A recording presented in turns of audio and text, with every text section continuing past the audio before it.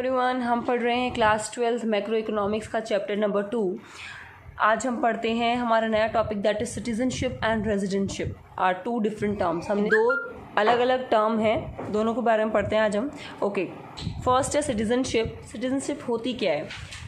It is a basically legal concept. ये एक legal concept है based on the place of birth of the persons. ये जहाँ हम एक बंदे ने जन्म लिया है, जहाँ उसका बर्थ प्लेस है, वहाँ से बिलोंग करता है। और some legal provisions allowing a person to become a citizen. और कुछ लीगल प्रोविजंस होते हैं जिससे उस आदमी को सिटीजन कहलाया जाता है कंट्री का। It means Indian citizenship can be arise in two veg.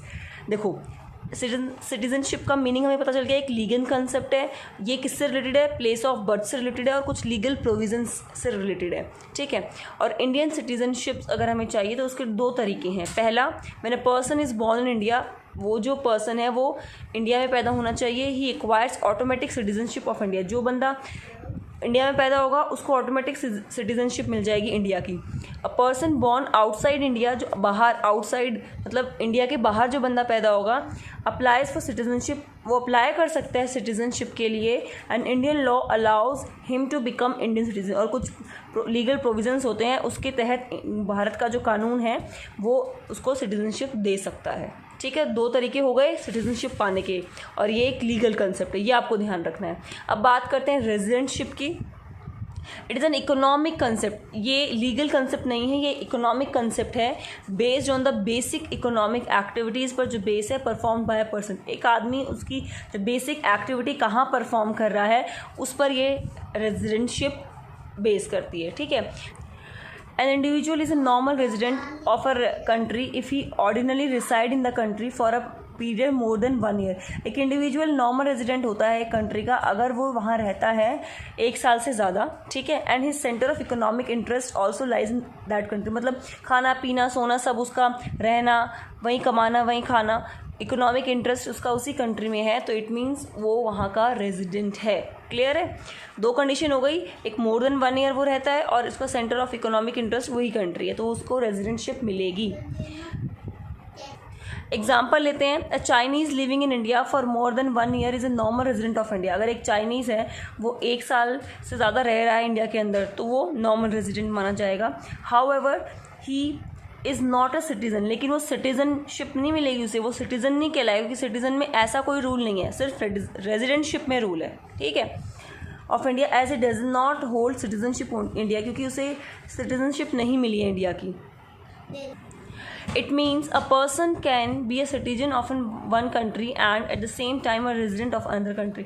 ये भी हो सकता है कि एक पर्सन सिटीजन भी हो सकता है एक कंट्री का और उसी सेम टाइम वो रेजिडेंट भी हो सकता है दूसरी कंट्री का, ठीक है। भाई सिटीजनशिप के लिए तो आपको ये दो रूल चाहिए, और रेजिडेंट के लिए तो आपको 1 साल से ज़्यादा चाहिए, तो 1 साल से ज़्यादा आप रह लो, आपको रेजिडेंटशिप तो ईजिली मिल जाएगी, ठीक है। आगे हम बात करते हैं concept of domestic territory and normal resident. मतलब डोमेस्टिक टेरिटरी का कंसेप्ट क्या है और नॉर्मल रेजिडेंट का कंसेप्ट क्या है। The concepts of domestic territory and normal resident are important to estimate domestic product and national product। भाई डोमेस्टिक टेरिटरी और नॉर्मल रेजिडेंट इंपॉर्टेंट है, हमें जब ज़रूरत पड़ेगी उसको एस्टिमेट करने में, डोमेस्टिक प्रोडक्ट को एस्टिमेट करने में और नेशनल प्रोडक्ट को एस्टिमेट करने में। ये आप आगे आपको क्लियर हो जाएंगे, अभी आप पढ़ लीजिए इनको। The concept of domestic territory helps to estimate domestic product. मतलब जो डोमेस्टिक टेरिटरी है, इंडिया है, इंडिया के अंदर इस बाउंड्री के अंदर जो भी चीज़ें हो रही हैं तो उसकी डोमेस्टिक प्रोडक्ट निकालने के लिए हेल्प करता है।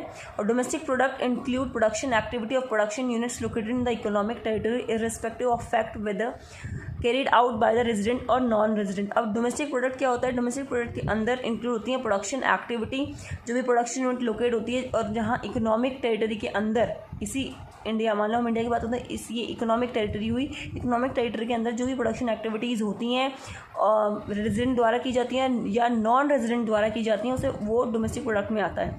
The money value of domestic product, domestic product से हमें वैल्यू मिलती है, मनी वैल्यू जो होती है उसको डोमेस्टिक इनकम बोलते हैं। ये आपको आगे क्लियर हो जाएगा, ये बेसिक है, ये थोड़ा सा समझ लो आप यहाँ। The concept of normal resident helps to estimate. जो नॉर्मल रेजिडेंट का कंसेप्ट है वो नेशनल प्रोडक्ट निकालने में हेल्प करता है। नेशनल प्रोडक्ट क्या होता है? ये इंक्लूड करता है production activities of normal resident की जो प्रोडक्शन एक्टिविटीज़ होती हैं वो इंक्लूड करता है irrespective of fact whether perform within the economic territory outside it. चाहे वो इकोनॉमिक टेरिटरी के अंदर हुई हो या फिर आउटसाइड हुई हो, ठीक है। The money value of national product की जो मनी वैल्यू होती है उसको हम नेशनल इनकम बोलते हैं। तो बेसिक कंसेप्ट है, ये थोड़ा सा आप रीड आउट कर लो तो कुछ नहीं होगा, ठीक है। आगे इसको हम डिस्क्राइब करेंगे नेशनल इनकम में। The concepts of domestic income and national income have been discuss in detail later in the chapter, बाद में डिस्कस होगा ये, तो ये इतना इंपॉर्टेंट फिलहाल नहीं है, ठीक है। हमारा टॉपिक यहीं ख़त्म होता है। Thank you.